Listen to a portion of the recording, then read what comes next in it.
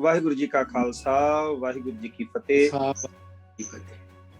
मैं भाई मनदीप सिंह अमेरिका से बोल रहा हूँ और आज सैटरडे का जो प्रोग्राम है वो हम इंडिया के टाइम के हिसाब से सुबह से कर रहे हैं, क्योंकि वैसे तो शाम को ये प्रोग्राम किया जाता है, मगर आज का जो दिन है, आज जो प्रोग्राम है वो हम इसलिए कर रहे हैं कि क्योंकि भाई धर्म सिंह जी वो ऑस्ट्रेलिया से है, उनका टाइम हमसे मिलता नहीं है, तो इसलिए ये मौका बन गया कि गुरुमुखजनों के दर्शन भी हो जाते हैं और प्रोग्राम भी उस हिसाब से चलता है।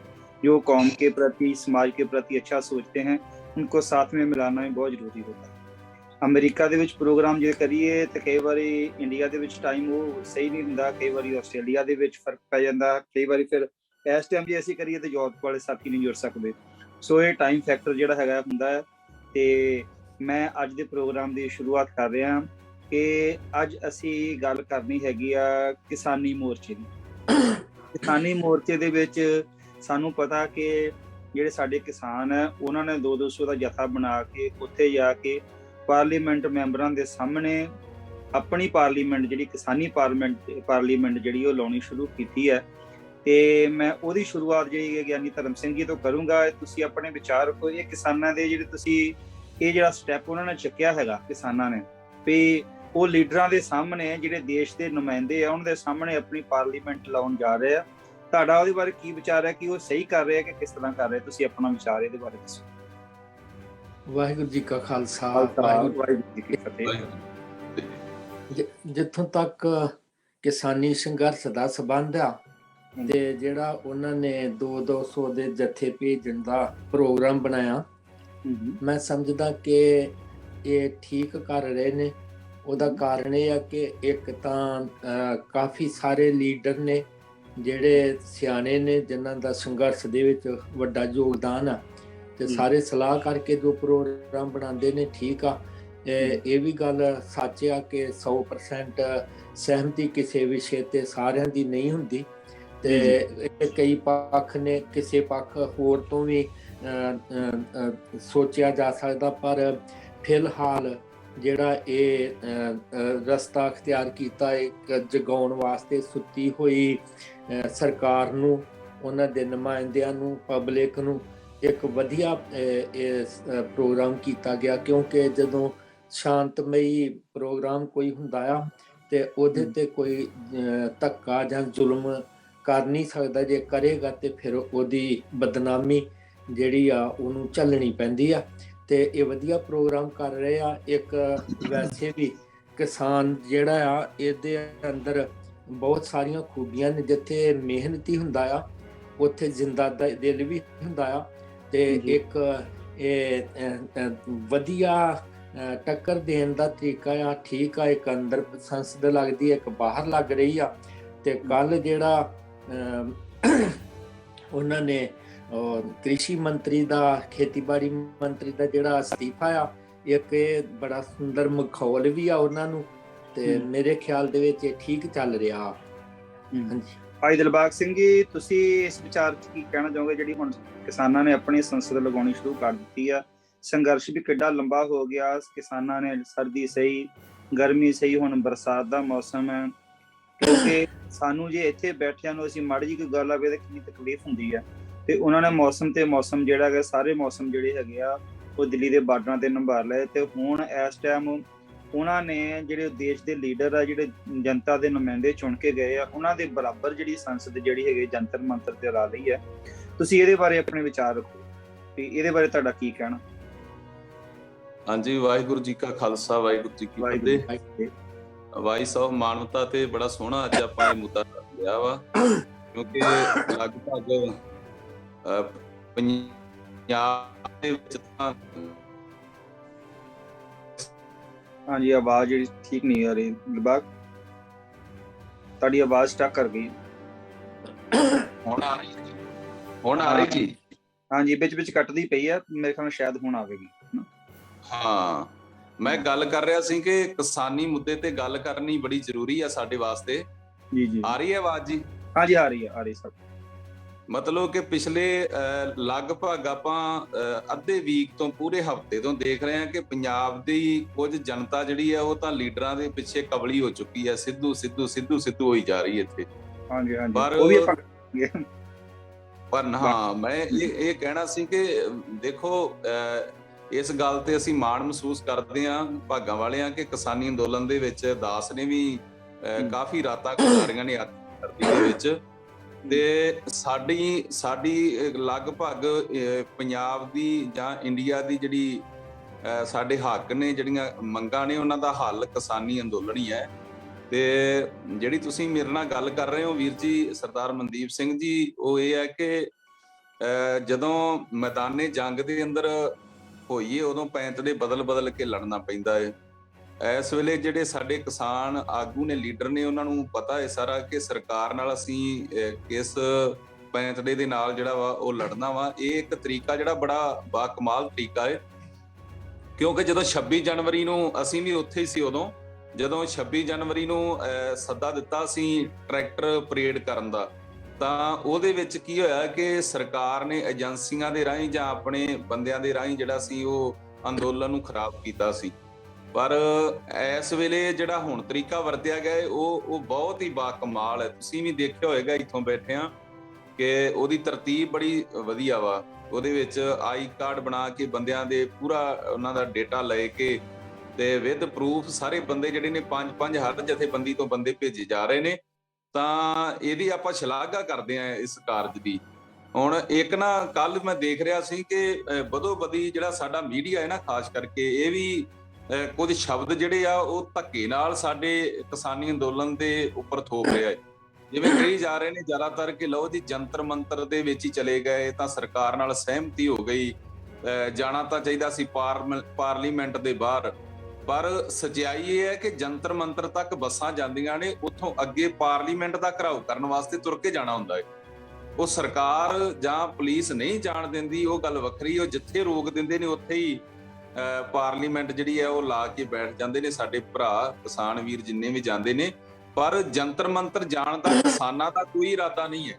ਇਹ ਤਾਂ ਸਿਰਫ ਸਰਕਾਰ ਦਾ ਹੀ ਪ੍ਰਚਾਰ ਹੈ ਨਾ, ਕਿ ਇਹ ਵੀ ਸਾਜ਼ਿਸ਼ ਹੀ ਹੈ ਕਿ ਲਓ ਜੀ ਇਹ ਮਿਲੀ ਭੁਗਤ ਨਾਲ ਹੀ ਸਾਰੀ ਚੱਲ ਰਿਹਾ ਹੈ, ਕਿਉਂਕਿ ਸਰਕਾਰ ਨੇ ਜਿੱਥੇ ਬਿਠਾਇਆ ਉੱਥੇ ਬੈਠ ਗਏ। ਇਦਾਂ ਦੇ ਸ਼ਬਦ ਜਿਹੜੇ ਨੇ ਉਹ ਵੀ ਆਪਾਂ ਨੂੰ ਸੁਣਨ ਨੂੰ ਮਿਲ ਰਹੇ ਨੇ। ਪਰ ਇਹ ਇੱਕ ਵਧੀਆ ਐਕਸ਼ਨ ਹੈ ਜੀ। ਜਿੰਨੇ ਦਿਨ ਮਾਨਸੂਨ ਚੱਲੇਗਾ ਇਹ ਇਜਲਾਸ, ਉਨੇ ਦਿਨ ਇਹ ਸਾਰਾ ਪ੍ਰੋਗਰਾਮ ਰਹਿਣਾ ਹੈ। ਇਸ ਤੋਂ ਬਾਅਦ ਅਗਲਾ ਕੀ ਪ੍ਰੋਗਰਾਮ ਦਿੰਦੇ ਨੇ ਸਾਡੇ ਕਿਸਾਨ ਆਗੂ ਦੇਖਦੇ ਆ। ਬਿਲਕੁਲ, ਕਿਉਂਕਿ ਏਦਾਂ ਲੱਗਣ ਦਿਆ ਸੀ ਜਿਹੜੇ ਕਿਸਾਨ ਆ ਉਹਨਾਂ ਦੇ ਵਿੱਚ ਯੋਜਨਾਬੰਦੀ ਦੀ ਘਾਟ ਨਜ਼ਰ ਆਉਂਦੀ ਸੀ ਸਾਨੂੰ ਪਹਿਲਾਂ। ਮਗਰ ਇਹ ਜਿਸ ਹਿਸਾਬ ਨਾਲ ਕੀਤਾ, ਜੇ ਇਹ ਵਧੀਆ ਤਰੀਕੇ ਨਾਲ ਅੱਗੇ ਸਟੈਪ ਫਾਰਵਰਡ ਹੁੰਦਾ ਤੇ ਸ਼ਾਇਦ ਇਹਦਾ ਜਿਹੜਾ ਆਉਣ ਵਾਲੇ ਟਾਈਮ ਵਿੱਚ ਵਧੀਆ ਅਸਰ ਦੇਖਣ ਨੂੰ ਮਿਲੂਗਾ।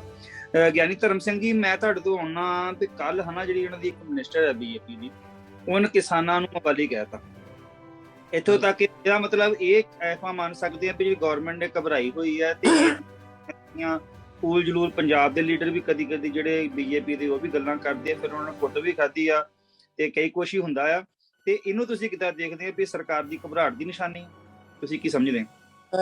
ਘਬਰਾਹਟ ਬਹੁਤ ਜ਼ਿਆਦਾ ਆ। ਉਹਦਾ ਕਾਰਨ ਇਹ ਆ ਕਿ ਜਿਨ੍ਹਾਂ ਨੇ ਇਹ ਸੋਚਿਆ ਹੋਏ ਕਿ ਹੁਣ ਸਾਡੀ ਮਰਜ਼ੀ ਚੱਲੂਗੀ, ਸਾਡਾ ਰਾਜ ਆ, ਅਸੀਂ ਜੋ ਮਰਜ਼ੀ ਕਰ ਸਕਦੇ ਆ, ਤੇ ਉਹਨਾਂ ਲੋਕਾਂ ਨੂੰ ਜਦੋਂ ਇੰਨੀ ਵੱਡੀ ਟੱਕਰ ਤੇ ਉਹਨਾਂ ਨੂੰ ਬਾਹਰ ਨਿਕਲਣਾ ਵੀ ਔਖਾ ਕਰ ਦਿੱਤਾ ਲੋਕਾਂ ਨੇ, ਤੇ ਫਿਰ ਉਹਨਾਂ ਦੇ ਅੰਦਰੋਂ ਉਹ ਗੱਲਾਂ ਜਿਹੜੀਆਂ ਭਰੀਆਂ ਪੀਤੀਆਂ ਜਿਨ੍ਹਾਂ ਨੂੰ ਲੈ ਕੇ ਤੇ ਉਹਨਾਂ ਨੇ ਲੋਕਾਂ ਤੇ ਤਸ਼ੱਦਦ ਕਰਨਾ ਹੁੰਦਾ, ਉਹ ਫਿਰ ਬਾਹਰ ਨਿਕਲਦੀਆਂ ਨੇ। ਇਹ ਨਹੀਂ ਸੋਚਦੇ ਇਹੋ ਜਿਹੇ ਲੀਡਰ ਕਿ ਇਹਦਾ ਸਾਨੂੰ ਭੁਗਤਣਾ ਕੀ ਪਊਗਾ, ਫਿਰ ਮਾਫੀਆਂ ਮੰਗਦੇ ਨੇ।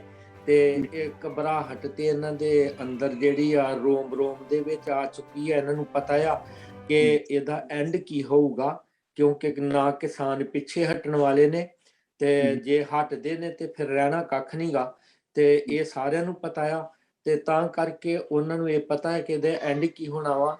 ਕਿਸਾਨੀ ਮੋਰਚੇ ਦੀ ਜਿੱਤ ਵੀ ਹੋਣੀ ਆ ਤੇ ਇਹਨਾਂ ਦਾ ਅੰਤ ਵੀ ਹੋਣਾ ਆ।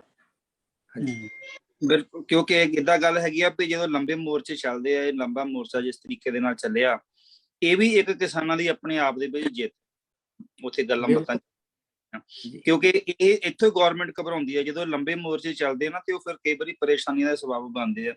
ਆਪਾਂ ਨੂੰ ਆਪਣੇ ਭਾਈ ਦਿਲਬਾਗ ਸਿੰਘ ਜੀ ਤੁਸੀਂ ਦੱਸੋ ਵੀ ਇਹਨੂੰ ਅਸੀਂ ਜਿੱਦਾਂ ਗੁਰਨਾਮ ਸਿੰਘ ਚੰਡੂਨੀ ਜਿਹੜਾ ਹਰਿਆਣਾ ਕਿਸਾਨ ਸਭਾ ਦਾ ਸੀ, ਭਾਰਤੀ ਯੂਨੀਅਨ ਦਾ ਜਿਹੜਾ ਹਰਿਆਣਾ ਦਾ ਮੈਂਬਰ ਸੀ, ਪ੍ਰਧਾਨ ਸੀ, ਉਹਨੂੰ ਉਹਨਾਂ ਨੇ ਮੋਰਚੇ ਦੇ ਵਿੱਚੋਂ ਪਹਿਲਾਂ ਬਾਹਰ ਕੱਢ ਦਿੱਤਾ। ਉਹਨੇ ਕਿਹਾ ਵੀ ਕਿਸਾਨਾਂ ਨੂੰ ਚੋਣਾਂ ਲੜਨੀਆਂ ਚਾਹੀਦੀਆਂ ਪੰਜਾਬ ਦੇ ਵਿੱਚ। ਤੇ ਤੁਸੀਂ ਕੀ ਦੇਖਦੇ ਆ ਵੀ ਤੁਹਾਡਾ ਕੀ ਇਹਦੇ ਬਾਰੇ ਵਿਚਾਰ ਹੈ ਵੀ ਕਿੱਦਾਂ ਹੋਣੀ ਚਾਹੀਦੀ ਗੱਲਬਾਤ? ਕਿਉਂਕਿ ਲੀਡਰ ਤਾਂ ਅੱਗੇ ਪੰਜਾਬ ਦੇ ਜਿਹੜੇ ਹੈਗੇ ਆ ਉਹਨਾਂ ਨੇ ਸਾਰਾ ਕੁਝ ਏਦਾਂ ਦਾ ਕੰਮ ਕਰ ਰੱਖਿਆ। ਤੁਸੀਂ ਕੀ ਸਮਝਦੇ ਵੀ ਇਹ ਕੀ ਗੱਲਬਾਤ ਹੋਈ ਹੈ ਤੇ ਉਹਨੂੰ ਵਿਚਾਰੇ ਨੂੰ ਬਾਹਰ ਕੱਢਿਆ ਉਹਨਾਂ ਨੇ, 7 ਦਿਨ ਦੇ ਵਾਸਤੇ ਸਸਪੈਂਡ ਕੀਤਾ ਸੀ?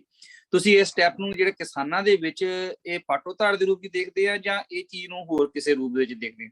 ਤੁਸੀਂ ਕੀ ਕਹਿਣਾ ਚਾਹੋਗੇ? ਜਿਹੜੀ ਮੈਂ ਪਹਿਲਾਂ ਗੱਲ ਕਹੀ ਹੈ ਸਰਦਾਰ ਸਾਹਿਬ, ਜਿਹੜੇ ਲੀਡਰ ਹੁੰਦੇ ਨੇ ਨਾ, ਜਿਹੜੇ ਮੈਦਾਨੇ ਜੰਗ ਦੇ ਅੰਦਰ ਸਾਡੇ ਆਗੂ ਹੁੰਦੇ ਨੇ, ਜਰਨੈਲ ਹੁੰਦੇ ਨੇ, ਉਹਨਾਂ ਦੀ ਪੈਂਤੜੇ ਹੁੰਦੇ ਨੇ ਲੜਨ ਦੇ, ਲੜਾਈ ਲੜਨ ਦੇ। ਇਹ ਨੀਤੀ ਹੁੰਦੀ ਹੈ, ਦੋ ਚੀਜ਼ਾਂ ਹੁੰਦੀਆਂ ਨੇ, ਇੱਕ ਨੈਤਿਕਤਾ ਹੁੰਦੀ ਹੈ, ਇੱਕ ਨੀਤੀ ਹੁੰਦੀ ਹੈ। ਨੈਤਿਕਤਾ ਮਤਲਬ ਕਿਰਦਾਰ ਵੀ ਅਸੀਂ ਕਿਸੇ ਵੀ ਤਰ੍ਹਾਂ ਦੀ ਇਲਜ਼ਾਮਬਾਜ਼ੀ ਨਹੀਂ ਆਪਣੇ ਤੇ ਲੱਗਣ ਦੇਣੀ, ਪਰ ਨੀਤੀ ਜਿਹੜੀ ਹੈ ਉਹਨੂੰ ਵੀ ਵਰਤਣਾ ਜਿਹੜਾ ਬੜਾ ਜ਼ਰੂਰੀ ਹੈ। ਕਿਉਂਕਿ ਤੁਸੀਂ ਦੇਖੋ ਨਾ, ਸਰਦਾਰ ਧਰਮ ਸਿੰਘ ਜੀ ਉਹਨਾਂ ਨੂੰ ਸਾਰਾ ਪਤਾ ਹੋਣਾ ਹੈ, ਅਸੀਂ ਤਾਂ ਚਲੋ ਛੋਟੇ ਹਾਂ। ਕਹਿੰਦੇ ਨੇ ਕਿ ਜਦੋਂ ਬਾਬਾ ਗੁਰਬਚਨ ਸਿੰਘ ਮਾਨਵਚਾਲ ਨੇ 84 ਦੇ ਸਾਡੇ ਘੱਲੂ ਘਾਰੇ ਤੋਂ ਬਾਅਦ ਕਿਹਾ ਸੀ, ਕੌਮ ਨੂੰ ਅਪੀਲ ਕੀਤੀ ਸੀ ਕਿ ਅਸੀਂ ਜਿਹੜੀਆਂ ਇਲੈਕਸ਼ਨਾਂ ਦਾ ਬਾਈਕਾਟ ਨਾ ਕਰੀਏ, ਇਲੈਕਸ਼ਨਾਂ ਲੜਨੀਆਂ ਚਾਹੀਦੀਆਂ ਨੇ ਪੰਥ ਨੂੰ। ਤੇ ਉਦੋਂ ਪੰਥ ਦੀ ਸਰਕਾਰ ਬਣ ਜਾਣੀ ਸੀ, ਪਰ ਇਲੈਕਸ਼ਨਾਂ ਦਾ ਬਾਈਕਾਟ ਕੀਤਾ ਤੇ ਉਹਦਾ ਖਮਿਆਜਾ ਕੀ ਭੁਗਤਣਾ ਪਿਆ, ਬਹੁਤ ਜ਼ਿਆਦਾ ਨੁਕਸਾਨ ਹੋਇਆ। ਅੱਜ ਤੱਕ ਭਾਈ ਜਗਤਾਰ ਸਿੰਘ ਹਵਾਰੇ ਵਰਗੇ ਸਾਡੇ ਜੁਝਾਰੂ ਜਿਹੜੇ ਨੇ ਜੇਲ੍ਹਾਂ ਦੇ ਵਿੱਚ ਬਹੁਤ ਗਿਣਤੀ ਦੇ ਵਿੱਚ ਬੈਠੇ ਹੋਏ ਨੇ। ਇਸ ਕਰਕੇ ਮੈਂ ਤਾਂ ਬੜਾ ਛੋਟਾ ਹੈ ਜੀ, ਇਹ ਗੱਲਾਂ ਬੜੀਆਂ ਵੱਡੀਆਂ ਨੇ ਤੇ ਜ਼ੁਬਾਨ ਬੜੀ ਛੋਟੀ ਹੈ। ਮੈਂ ਤਾਂ ਇਹੀ ਕਹਾਂਗਾ ਕਿ ਸਾਰਿਆਂ ਨੂੰ ਸਲਾਹ ਦੇ ਨਾਲ ਚੱਲਣਾ ਚਾਹੀਦਾ ਹੈ। ਹੋ ਸਕਦਾ ਹੈ ਕਿ ਇਲੈਕਸ਼ਨਾਂ ਲੜਨੀਆਂ ਵੀ ਕਿਸਾਨਾਂ ਦੇ ਹੱਕ ਦੇ ਵਿੱਚ ਜਾਣ ਤੇ ਹੋ ਸਕਦਾ ਹੈ ਵਿਰੋਧ ਦੇ ਵਿੱਚ ਵੀ ਜਾਣ, ਕਿਉਂਕਿ ਸਰਦਾਰ ਬਲਬੀਰ ਸਿੰਘ ਰਾਜੇਵਾਲ ਹੋਣੀ ਇਹ ਕਹਿੰਦੇ ਨੇ ਕਿ ਜਦੋਂ ਅਸੀਂ ਇਹਨਾਂ ਚੀਜ਼ਾਂ ਦੇ ਵਿੱਚ ਪਾਵਾਂਗੇ ਤੇ ਅਸੀਂ ਨਿਸ਼ਾਨੇ ਤੋਂ ਥੜਕ ਜਾਵਾਂਗੇ ਤੇ ਭਾਜਪਾ ਨੂੰ, ਸੈਂਟਰ ਦੀ ਸਰਕਾਰ ਨੂੰ ਭੰਡਣ ਦਾ ਮੌਕਾ ਮਿਲ ਜਾਵੇਗਾ ਕਿ ਲਓ ਜੀ ਇਹ ਤਾਂ ਆਏ ਇਸ ਕੰਮ ਵਾਸਤੇ ਸੀ। ਪਰ ਜਿਹੜੇ ਸਰਦਾਰ ਗੁਰਨਾਮ ਸਿੰਘ ਚੜੂਨੀ ਨੇ, ਉਹਨਾਂ ਦਾ ਇਹ ਕਹਿਣਾ ਹੈ ਕਿ ਅੱਜ ਤੱਕ ਅਸੀਂ ਬੜੇ ਅੰਦੋਲਨ ਕੀਤੇ, ਅੰਦੋਲਨਾਂ ਦੇ ਵਿੱਚੋਂ ਜਿੱਤ ਵੀ ਪ੍ਰਾਪਤ ਕਰਦੇ ਰਹੇ, ਪਰ ਪ੍ਰਾਪਤੀ ਸਾਡੇ ਕਿਸਾਨਾਂ ਦੇ ਹੱਥ ਵਿੱਚ ਨਹੀਂ ਜ਼ਿਆਦਾ ਆਉਂਦੀ ਰਹੀ, ਕਿਉਂਕਿ ਅਸੀਂ ਪਾਵਰ ਦੇ ਵਿੱਚ ਨਹੀਂ ਸੀ, ਅਸੀਂ ਸਰਕਾਰ ਦੇ ਵਿੱਚ ਨਹੀਂ ਸੀ। ਸੋ ਇਹ ਦੋ ਪੱਖ ਨੇ, ਦੋ ਤਰ੍ਹਾਂ ਦੀ ਵਿਚਾਰਧਾਰਾ ਚੱਲਦੀ ਹੈ। ਮੈਂ ਤਾਂ ਇਹੀ ਅਪੀਲ ਕਰਾਂਗਾ, ਜੇ ਕੋਈ ਆਪਣੇ ਵਾਇਸ ਆਫ ਮਾਨਵਤਾ ਦੇ ਚੈਨਲ ਦੇ ਰਾਹੀਂ ਗੱਲ ਪਹੁੰਚਾ ਸਕਦਾ ਹੋਵੇ, ਸੁਣ ਰਿਹਾ ਹੋਵੇ ਕੋਈ, ਕਿ ਸਾਨੂੰ ਸਲਾਹ ਨਾਲ, ਵਿਚਾਰ ਵਟਾਂਦਰੇ ਨਾਲ ਚੱਲਣਾ ਚਾਹੀਦਾ। ਨੈਤਿਕਤਾ ਵੀ ਜ਼ਰੂਰੀ ਹੈ ਤੇ ਨੀਤੀ ਵੀ ਜ਼ਰੂਰੀ ਹੈ। ਬਿਲਕੁਲ ਬਿਲਕੁਲ, ਇਹਦੇ ਵਿੱਚ ਕੋਈ ਸ਼ੱਕ ਨਹੀਂ, ਕਿਉਂਕਿ ਕਿਸਾਨੀ ਅੰਦੋਲਨ ਨਿਤ ਨਵੇਂ ਜਿਹੜੇ ਹੈਗੇ ਆ, ਪੈਂਤੜੇ ਜਿਹੜੇ ਹੈਗੇ ਆ, ਉਹ ਜ਼ਿਮੀਂਦਾਰਾਂ ਵੱਲੋਂ ਵੀ, ਕਿਸਾਨ ਲੀਡਰਾਂ ਵੱਲੋਂ ਵੀ ਕੀਤੇ ਜਾਂਦੇ ਆ। ਤੇ ਸਰਕਾਰ ਵੀ ਜਿਹੜੇ ਹੈਗੇ ਆ ਉਹ ਆਪਣੇ ਬਿਆਨ ਜਿਹੜੇ ਹੈਗੇ ਆ, ਕਈ ਵਾਰੀ ਕੁਛ ਘਬਰਾਹਟ ਦੇ ਵਿੱਚ ਬਿਆਨ ਦਿੰਦੀ ਆ, ਕਈ ਵਾਰੀ ਸਹਿਮਤ ਹੋਣ ਨੂੰ ਕਰਦੀ ਹੈ, ਕਈ ਵਾਰੀ ਕੁਛ ਕਰਦੀ ਆ। ਧਿਆਨ ਤਾਂ ਜਾਂਦਾ ਹੈਗਾ, ਕਿਉਂਕਿ ਕਿਸਾਨਾਂ ਨੇ, ਜ਼ਿਮੀਂਦਾਰਾਂ ਨੇ, ਲੀਡਰਾਂ ਨੇ ਇੱਕ ਵਿਪ ਜਾਰੀ ਕੀਤਾ ਸੀਗਾ ਉਹਨਾਂ ਦੇ ਨਾਂ ਦੇ ਉੱਤੇ। ਜਿਹੜੇ ਪੋਲੀਟੀਕਲ ਲੀਡਰ ਜਿੰਨੀਆਂ ਪਾਰਟੀਆਂ ਹੈਗੀਆਂ ਵੀ ਤੁਸੀਂ ਇਹਦੇ ਉੱਤੇ ਗੱਲਬਾਤ ਕਰੋ, ਉਹਦਾ ਅਸਰ ਗਿਆਨੀ ਧਰਮ ਸਿੰਘ ਜੀ ਤੁਸੀਂ ਕਿਸ ਰੂਪ 'ਚ ਦੇਖਦੇ ਆ ਕਿ ਉਹ ਅਸਰ ਹੋਇਆ ਸਰਕਾਰ ਦੇ ਉੱਤੇ? ਜਿੱਦਾਂ ਕਿਸਾਨਾਂ ਨੇ ਆਪਣੇ ਵੱਲੋਂ ਜਿਹਦਾ ਵਿਪ ਕੀਤਾ ਸੀ, ਉਹਨੂੰ ਆਰਡਰ ਕੀਤਾ ਸੀਗਾ, ਜਿੰਨੇ ਜਨਤਾ ਦੇ ਨੁਮਾਇੰਦੇ ਸਾਰਿਆਂ ਨੂੰ ਬਰਾਬਰ ਰੂਪ ਦੇ ਵਿੱਚ, ਚਾਹੇ ਉਹ ਬੀਜੇਪੀ ਦੇ ਹੋਣ, ਚਾਹੇ ਉਹ ਵਿਰੋਧੀ ਪਾਰਟੀਆਂ ਦੇ ਹੋਣ, ਤੁਸੀਂ ਉਹਦਾ ਅਸਰ ਜਿਹੜਾ ਹੈਗਾ ਉੱਥੇ ਦੇਖਦੇ ਹੈਗੇ ਪਾਰਲੀਮੈਂਟ ਦੇ ਵਿੱਚ ਵੀ ਹੁੰਦੇ ਆ ਅਸਰ ਉਹਦਾ? ਹਾਂਜੀ, ਮੈਂ ਪਹਿਲੇ ਜਿਹੜੀ ਗੱਲ ਤੁਸੀਂ ਉਹ ਗੁਰਨਾਮ ਸਿੰਘ ਚੜੂਨੀ ਵਾਲੀ ਕੀਤੀ, ਉਹਦੇ ਨਾਲ ਥੋੜਾ ਜਿਹਾ ਕਹਿਣਾ ਚਾਹੁੰਦਾ। ਦਿਲਬਾਗ ਸਿੰਘ ਹੋਰਾਂ ਨੇ ਬੜਾ ਸੋਹਣਾ ਦੱਸਿਆ, ਕਿਉਂਕਿ ਜਿਹੜੇ ਦੂਰ ਦੀ ਸੋਚ ਕੇ ਚੱਲਦੇ ਆ, ਉਹਨਾਂ ਦੇ ਅੰਦਰ ਇਹ ਨੀਤੀ ਜਿਹੜੀ ਆ ਬੜੀ ਜ਼ਰੂਰੀ ਆ। ਆਪਾਂ ਦੇਖਦੇ ਆ ਕਿ ਇੱਕ ਵਾਜਪਾਈ ਸੀ ਤੇ ਇੱਕ ਅਡਵਾਨੀ ਸੀ, ਇੱਕ ਹਾਂਜੀ, ਇੱਕ ਆ ਮਿੱਠਾ ਮਿੱਠਾ ਬੋਲ ਕੇ ਦੱਸਣ ਵਾਲੇ, ਜਿਹੜੇ ਬੜੀ ਪਿਆਰ ਵਾਲੀ ਸ਼ਖਸੀਅਤ ਦੇ ਰੂਪ ਦੇ ਵਿੱਚ ਉੱਭਰਨ ਵਾਲੇ, ਤੇ ਦੂਸਰਾ ਆ ਜਿਹੜਾ ਕੱਟੜ ਤੇ ਉਹ ਹੁਣ ਮਿਠਾਸ ਕਰਕੇ ਤੇ ਰਾਜ ਸੱਤਾ ਹਾਸਲ ਕਰਕੇ ਤੇ ਹੁਣ ਕੀ ਕਰ ਰਹੇ ਆ ਅਸੀਂ ਸਾਰੇ ਦੇਖ ਰਹੇ ਆ। ਤੇ ਇਸ ਕਰਕੇ ਜਿਹੜੇ ਸਰਦਾਰ ਗੁਰਨਾਮ ਸਿੰਘ ਚੜੂਨੀ ਨੇ, ਉਹਨਾਂ ਦਾ ਕਹਿਣਾ ਵੀ ਗਲਤ ਨਹੀਂ ਆ, ਇਹ ਵੀ ਇੱਕ ਸੱਚਾਈ ਆ ਕਿ ਜਿਹੜੀਆਂ ਇਲੈਕਸ਼ਨਾਂ ਆ, ਜਿੱਦਣ ਕਿਸਾਨ ਖਲੋ ਜਾਣਗੇ ਤੇ ਉਹਨਾਂ ਦਾ ਹਾਲ ਭਾਵੇਂ ਕੇਜਰੀਵਾਲ ਵਾਲਾ ਹੀ ਹੋਵੇ। ਉਹਦਾ ਕਾਰਨ ਇਹ ਆ ਕਿ ਉਸ ਵਕਤ ਕੇਜਰੀਵਾਲ, ਅਕਾਲੀ ਦਲ, ਕਾਂਗਰਸ, ਭਾਜਪਾ ਸਾਰੇ ਜਿਹੜੇ ਅੰਦਰ ਖਾਤੇ ਇਕੱਠੇ ਹੋ ਕੇ ਤੇ ਇਹਨਾਂ ਨੂੰ ਹਰਾਉਣ ਦੀ ਕਰਨਗੇ, ਕਿਉਂਕਿ ਇਹਨਾਂ ਕੋਲ ਸਭ ਨੂੰ ਡਰਿਆ। ਪਰ ਇਸ ਡਰ ਕਰਕੇ ਆਪਣਾ ਪੈਂਤੜਾ ਨਹੀਂ ਛੱਡਣਾ ਚਾਹੀਦਾ ਮੇਰੇ ਖਿਆਲ ਦੇ ਵਿੱਚ, ਕਿ ਅੰਦਰ ਖਾਤੇ ਜੇ ਕੋਈ ਮਤਭੇਦ ਹੋਣ ਵੀ ਤੇ ਉਹਨਾਂ ਨੂੰ ਅੰਦਰ ਖਾਤੇ ਹੀ ਨਜਿੱਠ ਲੈਣ ਚ ਭਲਾਈ ਆ। ਤੇ ਗੁਰਨਾਮ ਸਿੰਘ ਚੜੂਨੀ ਨੂੰ ਸਸਪੈਂਡ ਕਰਨ ਦਾ ਤੇ ਕੋਈ ਬਣਦਾ ਨਹੀਂ। ਕਾਰਨ ਇਹ ਕਿ ਉਹਨੇ ਕਿਹੜੇ ਕਰ ਦਿੱਤੇ ਸੀਗੇ, ਬੰਦੇ ਖੜੇ ਕਰਤੇ ਸੀ ਕਿ ਐਲਾਨ ਕਰ ਦਿੱਤਾ ਸੀ, ਉਹਨੇ ਆਪਣਾ ਵਿਚਾਰ ਦਿੱਤਾ। ਤੇ ਉਹਦਾ ਇੱਕ ਕਾਰਨ ਇਹ ਵੀ ਆ ਕਿ ਜੇ ਰੋਜ਼ ਨਿਤ ਨਵੀਆਂ ਪਾਰਟੀਆਂ ਬਣਦੀਆਂ ਨੇ ਤੇ ਜੇ ਕਿਸਾਨ ਜਿਹੜੇ ਆ ਉਹ ਇਲੈਕਸ਼ਨ ਲੜ ਲੈਣਗੇ ਤੇ ਫਿਰ ਉਹਦੇ ਚ ਭੰਡਣਾ ਤੇ ਉਹਨਾਂ ਨੇ ਹੈਗਾ ਹੀ ਆ। ਉਹ ਹੁਣ ਇਹਨਾਂ ਦੇ ਬੜੀ ਸਿਫਤ ਕਰ ਰਹੇ ਆ ਸਰਕਾਰ। ਤੇ ਜਿਹੜੀ ਤੁਸੀਂ ਦੂਸਰੀ ਗੱਲ ਕਹੀ ਆ ਕਿ ਅਸਰ ਹੋਇਆ ਕਿ ਨਹੀਂ, ਵਿਪ ਜਿਹੜਾ ਜਾਰੀ ਕੀਤਾ ਉਹਦਾ ਅਸਰ ਤੇ ਪ੍ਰਤੱਖ ਦਿਸ ਰਿਹਾ ਕਿ ਰੋਜ਼ ਰੌਲੀ ਪੈਂਦੀ ਆ, ਸਾਰੇ ਬੋਲ ਰਹੇ ਨੇ ਸਰਕਾਰ ਦੇ ਵਿਰੁੱਧ, ਕਿਸਾਨਾਂ ਦੇ ਹੱਕ ਦੇ ਵਿੱਚ, ਸੰਸਦ ਦੇ ਵਿੱਚ। ਅਸਰ ਤੇ ਇਹਦਾ ਬਹੁਤ ਜ਼ਿਆਦਾ ਹੋਇਆ ਆ। ਬਿਲਕੁਲ ਸੱਚ ਆ ਇਹਦੇ। ਭਾਈ ਦਿਲਬਾਗ ਸਿੰਘ ਜੀ, ਤੁਸੀਂ ਕੀ ਦੇਖਦੇ ਆ ਵੀ ਜਿੱਦਾਂ ਹੁਣ ਪੰਜਾਬ ਚ, ਯੂਪੀ ਚ, ਸਾਰੀਆਂ ਜਗ੍ਹਾ ਦਾ ਜਿਹਦਾ ਇਲੈਕਸ਼ਨ ਹੋਣ ਜਾ ਰਹੀ ਹੈ, ਇਹ ਸਾਰੀਆਂ ਪੋਲੀਟੀਕਲ ਪਾਰਟੀਆਂ ਜਿਹੜੀਆਂ ਆਪਣਾ ਜਿੱਦਾਂ ਬਣਾ ਰਹੀਆਂ, ਇਹ ਚ ਬੀਜੇਪੀ ਨੂੰ ਫਿਰ ਇਹਦਾ ਨੁਕਸਾਨ ਹੋਊਗਾ ਫਿਰ ਜਦੋਂ ਇਹ ਕਿਸਾਨੀ ਮੋਰਚੇ ਦੇ ਵਾਲੇ, ਖਾਸ ਕਰਕੇ ਯੂਪੀ ਦਾ ਜਿਹੜਾ ਹੈ ਨਾ ਇਲੈਕਸ਼ਨ, ਜਿਹੜਾ ਪੰਜਾਬ ਦਾ ਤਾਂ ਪਤਾ ਹੈਗਾ ਪੰਜਾਬ ਵਾਲਿਆਂ ਨੇ ਵਿਰੋਧ ਕਰਨਾ, ਠੋਕ ਕੇ ਕਰਨਾ, ਤੇ ਅੱਜ ਤੱਕ ਵੀ ਕਰ ਰਹੇ ਉਹਨਾਂ ਨੂੰ, ਬੰਦਿਆਂ ਨੂੰ ਜਿਹੜਾ ਬਾਹਰ ਹੀ ਨਿਕਲਣ ਦੇਣਾ। ਜਿਹੜਾ ਖਾਸ ਕਰਕੇ ਯੂਪੀ ਦਾ ਇਲੈਕਸ਼ਨ ਆ, ਉੱਤਰ ਪ੍ਰਦੇਸ਼ ਦਾ ਇਲੈਕਸ਼ਨ, ਉਹਦੇ ਵਿੱਚ ਤੁਸੀਂ ਬੀਜੇਪੀ ਦੀ ਕੀ ਸਥਿਤੀ ਦੇਖਦੇ ਆ, ਜੇ ਤੁਹਾਨੂੰ ਇਹਦੇ ਬਾਰੇ ਕੋਈ ਜਾਣਕਾਰੀ ਹੋਵੇ? ਇਹ ਜਿਸ ਤਰ੍ਹਾਂ ਦੇ ਹੁਣ ਦੇਖੋ ਨਾ, ਮਾਨਸੂਨ ਇਜਲਾਸ ਵਾਲਾ ਸਮਾਂ ਖਤਮ ਹੁੰਦਾ ਹੈ ਤੇ ਅਗਲੇ ਪਾਸੇ ਹੁਣ ਜਿਹੜੇ ਆ, ਇਹ ਮੇਰੇ ਹਿਸਾਬ ਨਾਲ ਜਿਹੜੀ ਆ ਇਹੀ ਹੁਣ ਪਲੈਨਿੰਗ ਹੋਣੀ ਆ, ਰਣਨੀਤੀ ਬਣਨੀ ਹੈ ਕਿ ਹੁਣ ਯੂਪੀ ਦੀ ਇਲੈਕਸ਼ਨ ਆਉਣੀ ਹੈ ਜਾਂ 22 ਦੀ ਪੰਜਾਬ ਦੀ ਇਲੈਕਸ਼ਨ ਆਉਣੀ ਹੈ, ਤੇ ਉਹਦੇ ਵਿੱਚ ਕਿਸਾਨੀ ਅੰਦੋਲਨ ਜਾਂ ਸੰਯੁਕਤ ਮੋਰਚਾ ਕੀ ਫੈਸਲਾ ਦਿੰਦਾ, ਇਹ ਜ਼ਰੂਰ ਮੇਰਾ ਮੰਨਣਾ ਹੈ ਕਿ ਸਾਹਮਣੇ ਆਏਗਾ ਆਉਣ ਵਾਲੇ ਸਮੇਂ 'ਚ। ਬਟ ਨੁਕਸਾਨ ਤਾਂ ਹੋਏਗਾ ਜੀ। ਤੁਸੀਂ ਇੱਥੋਂ ਦੇਖੋ ਨਾ, ਇੱਕ ਗੱਲ ਮੈਂ ਕਹਿਣਾ ਹੈ ਵੀ ਜੇ ਬੰਗਾਲ ਦੇ ਵਿੱਚ ਜਾ ਕੇ ਕਿਸਾਨੀ ਅੰਦੋਲਨ ਨੇ ਅਸਰ ਪਾਇਆ ਭਾਜਪਾ ਨੂੰ, ਉੱਥੋਂ ਇਹਨਾਂ ਦੇ ਜਿਹੜੇ ਛੱਕੇ ਛਡਾ ਦਿੱਤੇ, ਤਾਂ ਯੂਪੀ, ਹਰਿਆਣਾ ਤੇ ਪੰਜਾਬ ਦੇ ਵਿੱਚ ਤਾਂ ਬੈਠਾ ਹੋਇਆ ਕਿਸਾਨੀ ਅੰਦੋਲਨ ਸਾਰਾ। ਅਸਰ ਤਾਂ ਦਿਸ ਰਿਹਾ ਹੈ ਜੀ, ਬਿਨਾਂ ਕਹਿਣ ਤੋਂ ਹੀ ਆਪਾਂ ਨੂੰ ਦਿਸ ਰਿਹਾ ਹੈ ਕਿ ਹਾਰ ਤਾਂ ਇਹਨਾਂ ਦੀ ਲਾਜ਼ਮੀ ਹੈ, ਇਹ ਪਤਾ ਹੈ ਆਪਾਂ ਨੂੰ। ਕਿਉਂਕਿ ਉਹ ਇਹਦਾ ਨਾ ਜੋ ਮਸ਼ੀਨਾਂ ਦੇ ਵਿੱਚ ਕਈ ਵਾਰੀ ਗੜਬੜੀ ਕਰ ਦਿੰਦੇ ਆ, ਤੇ ਕਿਉਂਕਿ ਇਹ ਵੀ ਸ਼ਰਾਰਤਾਂ ਜਿਹੜੀਆਂ ਕਈ ਵਾਰੀ ਹੁੰਦੀਆਂ, ਕਿਉਂਕਿ ਵਾਇਸ ਆਫ ਮਾਨਵਤਾ ਤੇ ਅਸੀਂ ਇਹ ਗੱਲਾਂ ਕਈ ਵਾਰੀ ਹੁੰਦੀਆਂ ਵੀ ਆ, ਸਾਡੇ ਸਾਥੀ ਵੀ ਇਹ ਗੱਲਾਂ ਕਰਦੇ ਆ ਵੀ ਜਿਹੜੀ ਦੂਸਰੀ ਇਲੈਕਸ਼ਨ ਹੋਵੇ ਉਹਦੇ ਵਿੱਚ ਫਿਰ ਤਾਂ ਇਹ ਨਾ ਦੁੱਧ ਦਾ ਦੁੱਧ, ਪਾਣੀ ਦਾ ਪਾਣੀ ਹੋ ਜਾਂਦਾ। ਕਈ ਵਾਰੀ ਉਹ ਜਿਹੜਾ ਬਟਨ ਵਾਲਾ ਜਿਹੜਾ ਸਿਸਟਮ ਜਿਹੜਾ ਦੇਸ਼ ਦੇ ਵਿੱਚ ਉੱਥੇ ਆਪਣੇ ਬਣਾਇਆ ਗਿਆ ਹੈਗਾ ਆ, ਉਹ ਫਿਰ ਕਈ ਵਾਰੀ ਹੁੰਦਾ ਵੀ ਜਿਹੜੀਆਂ ਵੋਟਾਂ ਜਿਹੜੀਆਂ ਉਹਦੇ ਵਿੱਚ ਘਾਲਾ ਮਾਲਾ ਵੀ ਕਰਨ ਦੀ ਕੋਸ਼ਿਸ਼ ਹੁੰਦੀ ਹੈ। ਪਰ ਮੈਨੂੰ ਨਹੀਂ ਲੱਗਦਾ, ਕਿਉਂਕਿ ਜਿੱਥੇ ਜਨਤਾ ਦਾ ਵਿਸ਼ਵਾਸ ਹੀ ਨਾ ਹੋਵੇ, ਉੱਥੇ ਜਦੋਂ ਫਿਰ ਇਦਾਂ ਦੀ ਗੱਲ ਹੋ ਜਾਵੇ ਤਾਂ ਫਿਰ ਸਰਕਾਰ ਨੂੰ ਜਾਂ ਸਿਸਟਮ ਨੂੰ ਫਿਰ ਇਹਦਾ ਜਦੋਂ ਵਿਰੋਧ ਦਾ ਸਾਹਮਣਾ ਕਰਨਾ ਪੈਂਦਾ, ਉਹ ਫਿਰ ਸਾਹਮਣਾ ਵੀ ਮੁਸ਼ਕਲ ਹੋ ਜਾਂਦਾ ਜੇ ਇਸ ਤਰ੍ਹਾਂ ਦੀ ਗੱਲ ਹੋਵੇ। ਤੇ ਇਹ ਜਿਹੜੀ ਹੈਗੀ ਆ, ਇਹ ਇਸ ਤਰ੍ਹਾਂ ਹੀ ਗੱਲ ਰਹਿ ਗਈ। ਬਾਕੀ ਤੁਸੀਂ ਜਿਹੜਾ ਪੰਜਾਬ ਦੀ ਜਿਹੜੀ ਹੈ ਨਾ, ਹੁਣ ਆਪਾਂ ਪੰਜਾਬ ਵੱਲ ਆਈਏ, ਪੰਜਾਬ ਦੇ ਜਿਹੜੀ ਤੁਸੀਂ ਰਾਜਨੀਤਿਕ ਘਟਨਾਕ੍ਰਮ ਆ, ਤੁਸੀਂ ਕੀ ਦੇਖਦੇ ਆ ਵੀ ਆਮ ਆਦਮੀ ਪਾਰਟੀ ਦਾ ਕੀ ਹਾਲ ਹੈ? ਕਾਂਗਰਸ ਨੇ ਵੀ ਆਪਣਾ ਪ੍ਰਧਾਨ ਹੁਣ ਬਦਲ ਦਿੱਤਾ ਤੇ ਅਕਾਲੀ ਵੀ ਜਿਹੜੇ ਹੈਗੇ ਆ ਦੁਬਾਰਾ ਗੀਅਰ ਅਪ ਕਰ ਰਹੇ ਆ। ਤੁਸੀਂ ਕਿੱਦਾਂ, ਕਿਸ ਰੂਪ ਵਿੱਚ ਹੁਣ ਇਹ ਜਿਹੜੀਆਂ ਤਿੰਨ ਜਿਹੜੀਆਂ ਪਾਰਟੀਆਂ ਜਿਹੜੀਆਂ ਹੈਗੀਆਂ, ਉਹਨੂੰ ਕਿਸ ਰੂਪ ਵਿੱਚ ਦੇਖਦੇ ਆ? ਭਾਈ ਦਿਲਬਾਗ ਸਿੰਘ ਜੀ, ਤੁਸੀਂ ਪਹਿਲਾਂ ਆਪਣੇ ਵਿਚਾਰ ਰੱਖ ਲਓ, ਫਿਰ ਮੈਂ ਗਿਆਨੀ ਧਰਮ ਸਿੰਘ ਜੀ ਦੇ ਨਾਲ ਕੰਟੀਨਿਊ। ਇਹਨਾਂ ਦਾ ਕੀ ਰੂਪ ਦੇਖਣਾ ਹੈ ਜੀ? ਜੋ ਇਹਨਾਂ ਸਾਰਿਆਂ ਨੇ ਕੀਤਾ ਹੈ ਹੁਣ ਤੱਕ, ਉਹ ਤਾਂ ਸਾਹਮਣੇ ਹੀ ਆ ਕਿ ਨਤੀਜੇ ਅਸੀਂ ਭੁਗਤ ਰਹੇ ਹਾਂ। ਜਵਾਨੀ ਸਾਡੀ ਤਬਾਹ ਹੋ ਗਈ, ਗੁਰਬਾਣੀ ਦੀ ਬੇਅਦਬੀ ਅਜੇ ਤੱਕ ਨਹੀਂ ਰੁਕ ਰਹੀ। ਤੇ ਦੂਸਰੀ ਗੱਲ ਹੈ, ਕਿਸਾਨ ਅਸੀਂ ਸਾਰੇ ਜਿਹੜੇ ਆ ਦਿੱਲੀ ਦੇ ਬਾਰਡਰਾਂ ਤੇ ਬੈਠੇ ਹੋਏ ਆ। ਜੋ ਪਿਛਲਾ ਇਹਨਾਂ ਦੀ ਪ੍ਰਾਪਤੀ ਰਹੀ ਉਹ ਤਾਂ ਸਾਹਮਣੇ, ਤੇ ਆਉਣ ਵਾਲੇ ਸਮੇਂ 'ਚ ਕੁਝ ਨਹੀਂ ਕਰਨਗੇ। ਇਹ ਹਰ ਇੱਕ ਨੇਕ ਇਨਸਾਨ ਦੇ ਅੰਦਰੋਂ ਆਵਾਜ਼ ਨਿਕਲਦੀ ਹੈ ਕਿ ਹੋਣਾ ਕੁਝ ਨਹੀਂ ਹੈ। ਸਿੱਧੂ ਕਿੰਨੀ ਵੱਡੀ ਗੱਲ, ਥੋੜੀ ਬਹੁਤੀ ਪ੍ਰਾਪਤੀ ਕੋਈ ਕਰ ਲਏਗਾ ਕੈਪਟਨ ਤੋਂ ਵੱਧ। ਜੇ 4.5 ਸਾਲ ਦੇ ਵਿੱਚ ਕੁਝ ਨਹੀਂ ਹੋਇਆ ਤਾਂ ਅਗਲੇ ਆਉਣ ਵਾਲੀ ਸਰਕਾਰ ਦੇ ਵਿੱਚ ਵੀ ਕੁਝ ਨਹੀਂ ਹੋਏਗਾ। ਤੇ ਮੈਂ ਅਗਲੀ ਗੱਲ ਜਿਹੜੀ ਕਹਿਣੀ ਚਾਹੁੰਦਾ, ਮੇਰਾ ਆਪਣਾ ਖੁਦ ਦਾ ਮੰਨਣਾ ਹੈ ਕਿ ਜੇ ਕੇਜਰੀਵਾਲ ਦੀ ਸਰਕਾਰ ਵੀ ਬਣ ਜਾਂਦੀ ਹੈ ਤੇ ਪੰਜਾਬ ਦੇ ਵਿੱਚ ਨਹੀਂ ਉਹ ਕੁਝ ਕਰ ਪਾਉਣਗੇ, ਕਿਉਂਕਿ ਜਿਹੜਾ ਸਿਸਟਮ ਹੈ ਨਾ, ਜਿਹੜਾ ਇੱਥੋਂ ਦਾ ਸਿਸਟਮ ਹੈ, ਉਹਨੂੰ ਪਿੱਛੇ ਜੋੜੇ ਚਲਾ ਰਹੇ ਨੇ। ਇਹ ਤੁਸੀਂ ਦੇਖੋ, ਨਵੀਂ ਦਿੱਲੀ ਤੋਂ ਸੈਂਟਰ ਦੀਆਂ ਏਜੰਸੀਆਂ ਚਲਾ ਰਹੀਆਂ ਨੇ ਪੰਜਾਬ ਨੂੰ। ਇੱਥੋਂ ਦੇ ਜਿਹੜੀ ਸੱਤਾ ਦੇ ਵਿੱਚ ਆਉਣ ਵਾਲੇ ਹਾਕਮ ਧਿਰ ਨਾ, ਉਹ ਨਹੀਂ ਇਹਨੂੰ ਚਲਾਉਂਦੀ। ਇਹ ਗੱਲ ਸਾਹਮਣੇ ਸਪਸ਼ਟ ਹੋ ਚੁੱਕੀ ਹੈ। ਇਸ ਵਾਸਤੇ ਕੁਝ ਨਹੀਂ ਇਹਨਾਂ ਲੋਕਾਂ ਤੋਂ ਹੋਣਾ, ਸਿਰਫ ਮੂਰਖ ਬਣਾਉਣਾ ਹੈ ਤੇ ਲੋਕਾਂ ਨੂੰ ਮਗਰ ਲਾਉਣਾ ਹੈ। ਇਦਾਂ ਦੇ ਨਾਅਰੇ ਮਾਰ ਕੇ ਤੇ ਦਮਕਜੇ ਮਾਰ ਕੇ ਕੁਝ ਨਹੀਂ ਕਰਨਗੇ।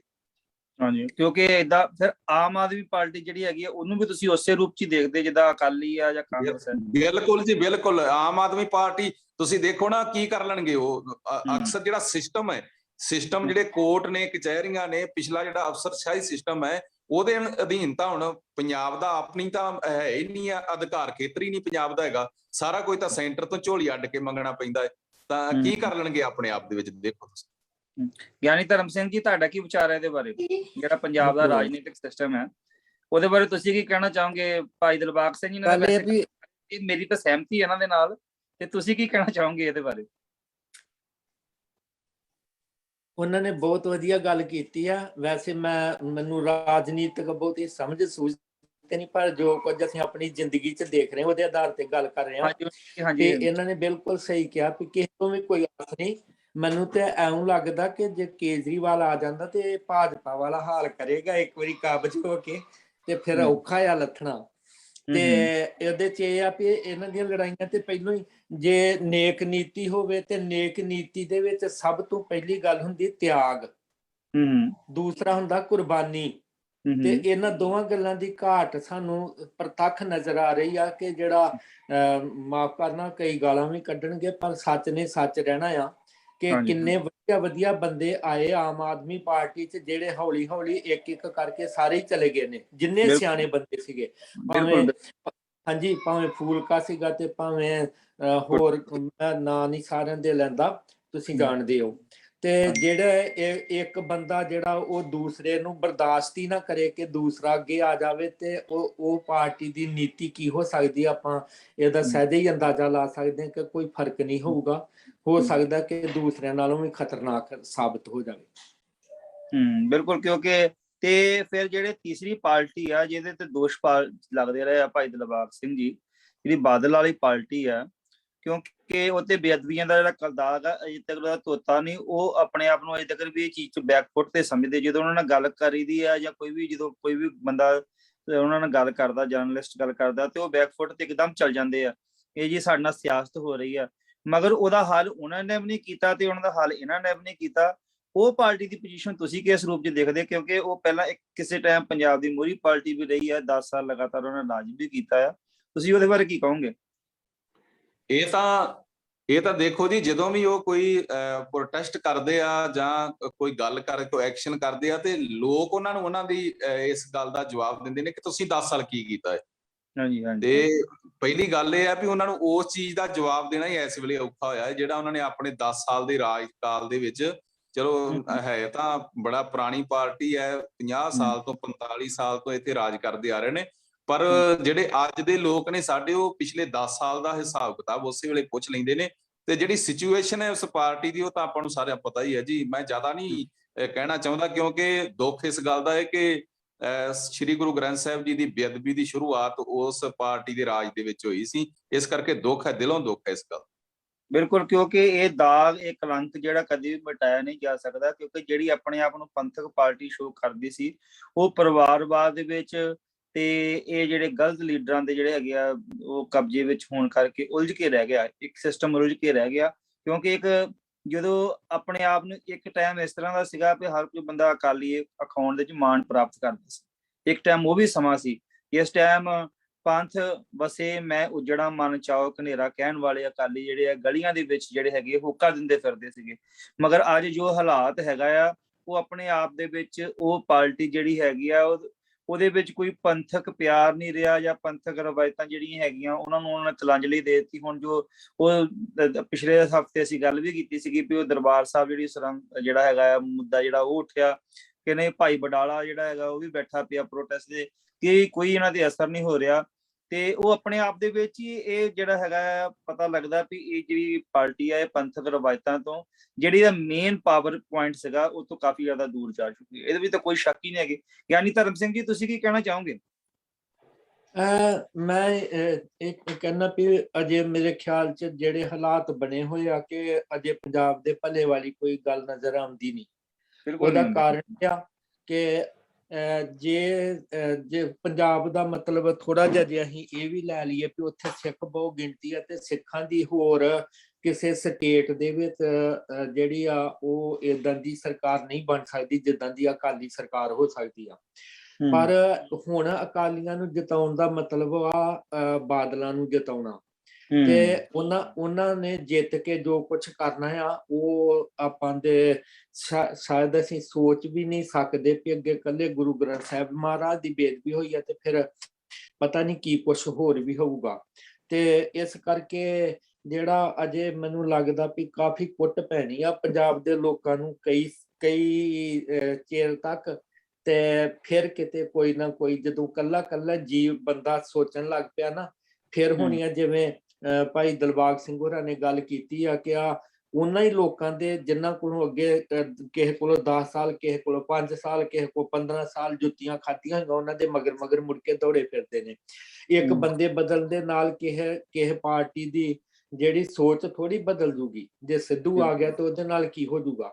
ਤੇ ਇਸ ਕਰਕੇ ਅਜੇ ਬਹੁਤੀ ਲੱਗਦਾ ਨੀ ਗਾ ਵੀ ਕੋਈ ਜੇ ਕੱਲ ਨੂੰ ਕੋਈ ਲੋਕ ਸਿਆਣੇ ਹੋ ਜਾਣ, ਆਪਣੇ ਇਲਾਕੇ ਦੇ ਵਿੱਚੋਂ ਹਰ ਬਲਾਕ ਪੱਧਰ ਤੇ ਇੱਕ ਬੰਦਾ ਚੁਣਨ, ਫਿਰ ਉਹਦਾ ਜ਼ਿਲ੍ਹੇ ਵਾਈਜ਼, ਫਿਰ ਇਲਾਕੇ ਵਾਈਜ਼, ਤੇ ਸਾਰੇ ਸਹਿਮਤੀ ਬਣਾ ਕੇ ਪੂਰੇ ਤਿਆਗ ਤੇ ਕੁਰਬਾਨੀ ਨੂੰ ਅੱਗੇ ਰੱਖ ਕੇ ਕਿ ਆਪਣੇ ਤੌਰ ਤੇ ਲੋਕ ਆਪਣੇ ਨੁਮਾਇੰਦਿਆਂ ਨੂੰ ਜਿਤਾਉਣਗੇ ਤੇ ਫਿਰ ਸ਼ਾਇਦ ਕੁਛ ਨਾ ਕੁਛ ਭਲਾ ਹੋ ਸਕਦਾ। ਨਹੀਂ ਤੇ ਇਹਨਾਂ ਪਾਰਟੀਆਂ ਜਿੰਨੀਆਂ ਵੀ ਆ ਕੋਈ ਇਹਨਾਂ ਕੋਲੋਂ ਆਸ ਨਹੀਂ ਰੱਖੀ ਜਾ ਸਕਦੀ। ਯਾਨੀ ਕਿ ਕਹਿਣਾ ਮਤਲਬ ਵੀ ਜਿੱਦਾਂ ਉਹ ਸਿਆਣੀ ਗੱਲ ਕਹਿੰਦੇ ਆ ਵੀ ਇਹ ਪੂਰਾ ਤਾਣਾ ਹੀ ਉਲਝਿਆ ਪਿਆ ਹੈਗਾ, ਤੇ ਇੱਕ ਅੱਧੀ ਤੰਦ ਦੀ ਗੱਲ ਨਹੀਂ ਇੱਥੇ, ਵੀ ਇਹ ਤੇ ਤਾਣਾ ਪੂਰਾ ਉਲਝਿਆ ਪਿਆ। ਮੈਂ ਇਹਦੇ ਵਿੱਚ ਸਰਦਾਰ ਮਨਦੀਪ ਸਿੰਘ ਜੀ ਭਾਈ ਸਾਹਿਬ ਜੁੜੇ ਨੇ, ਭਾਈ ਧਰਮ ਸਿੰਘ ਜੀ ਨੇ ਬੜੀ ਸੋਹਣੀ ਗੱਲ ਇਹਨਾਂ ਨੇ ਕੀਤੀ ਹੈ। ਮੈਂ ਇਹਦੇ 'ਚ ਇੱਕ ਗੱਲ ਐਡ ਕਰਨੀ ਚਾਹੁੰਦਾ ਹੈ ਕਿ ਜੇ ਇਹਨਾਂ ਲੋਕਾਂ ਦੀ ਕੁਝ ਸਰਦਾਰ ਧਰਮ ਸਿੰਘ ਉਹਨਾਂ ਦੀ ਮੈਂ ਗੱਲ ਅੱਗੇ ਰੱਖਣ ਲੱਗਾ ਨਾ, ਨੀਤੀ ਦੀ ਗੱਲ ਕੀਤੀ ਹੈ ਵੀ ਨੀਅਤ ਇਹਨਾਂ ਲੋਕਾਂ ਦੀ ਚੰਗੀ ਨਹੀਂ, ਉਹਦਾ ਸ਼ੱਕ ਹੈ ਸਾਨੂੰ ਇਹਦੇ ਤੇ। ਤੁਸੀਂ ਦੇਖੋ ਨਾ, ਜੇ ਕੁਝ ਕਰਨਾ ਹੋਵੇ ਤਾਂ ਇਹਨਾਂ ਦਾ ਜਿਹੜਾ ਚੋਣ ਮੈਨੀਫੈਸਟੋ ਹੈ ਜਾਂ ਜਿਹੜਾ ਇਹਨਾਂ ਦਾ ਉਹ ਲੋਕਾਂ ਨਾਲ ਵਾਅਦੇ ਕਰਦੇ ਨੇ, ਉਹਦੇ ਵਿੱਚ ਗੱਲਾਂ ਸਪਸ਼ਟ ਹੀ ਕਰ ਸਕਦੇ ਨੇ। ਜਿਵੇਂ ਹੁਣ ਪੰਜਾਬ ਦੀ ਇੱਥੋਂ ਦੀ ਪੜ੍ਹਾਈ ਜਿਹੜੀ ਉਹ ਖਤਮ ਹੋ ਗਈ ਹੈ, ਇੱਥੇ ਲੋਕ ਇਲਾਜ ਦਵਾਈ ਦੇ ਹੱਥੋਂ ਮਰ ਰਹੇ ਨੇ। ਸਾਡਾ ਜਿਹੜਾ ਪਾਣੀ, ਅਸੀਂ ਤਾਂ ਦਰਿਆਵਾਂ ਦੇ ਪਾਣੀਆਂ ਨੂੰ ਰੋਂਦੇ ਸੀ, ਇੱਥੇ ਪੀਣ ਵਾਲਾ ਪਾਣੀ ਜਿਹੜਾ ਉਹ ਖਤਮ ਹੁੰਦਾ ਜਾ ਰਿਹਾ, ਜ਼ਰੀਲਾ ਹੁੰਦਾ ਜਾ ਰਿਹਾ।